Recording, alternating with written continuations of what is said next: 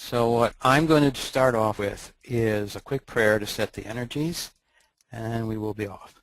So I'm going to ask the Supreme Creative Force to come down around this wonderful and beautiful orb that is Mother Earth, and to help all of us to accept all the different information that is coming in on all the many levels that it exists on, so that we can take this information on all these many levels and use it to help create our new reality. So be it. So as you can see, this free webinar today is called Unraveling the Updates. And what I do is start at the macro and work my way down to the micro. So let's begin. This is the Milky Way galaxy, and this is a depiction of it from the astronomy department at Penn State here in the States. And as you can see, from the sun to the galactic bulge of our galaxy, which is a spiral galaxy with 9 arms, and we sit on the edge of one of these arms, which is the Orion arm. And so here we are. You can see ours here in the lower right corner. And this is, of course, 8 kiloparsecs, and a kiloparsec is roughly 3,262 light years. We are roughly about 30, just under 30 light years from the bulge to us surrounding the sun here. And so it's 30 kiloparsecs, or roughly 100,000 light years from one end of the galaxy to the other. And at the middle is the galactic bulge. So we've got that. Now let's go into the micro. I'd like to start off with ships, so let me emphasize this point because this is a very key point for me. The mass landings are the key to all that is to follow. This is the watershed. There's the time when the great landings happen, and before that disclosure, and when we go after that, when we have the announcements, when we have mentors, when we begin to see how exactly we can move toward full consciousness. The key to that are these wonderful beings. This is ships. This one is a mothership over Mexico. This was taken, a picture, on April 14th, 1998. This is the, down below you can see the mountains. This is the Sierra Madre Occidental, and this is the ship moving across. And down below is the city of Monterrey. Now, here's another one. This is an Arcturian scout craft, which was photographed near Tijuana, Mexico, in June of 2012. And remember, the first contact is inevitable and imminent. Now let's look at PAO, the Planetary Activation Organization's mission. Now, this organization, PAO, the Planetary Activation Organization, PAO, was established in 1997 in Maui, Hawaii, to support me and my threefold mission. This is the basic mission. One is to prepare the world for first contact with the Galactic Federation of Light. I've been emphasizing that in my updates and everything I do for a long time, to spread the message of the Galactic Federation of Light.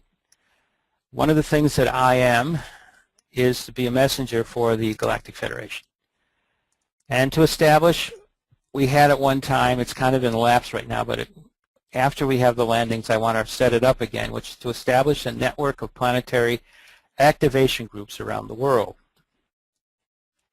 Now, the symbol for the Galactic Federation on its first contact mission, and therefore the symbol for the Planetary Activation Organization, is the Umakdan, which you see here. And Umakdan simply means a symbol of creation. Umak is creation. Dan means symbol.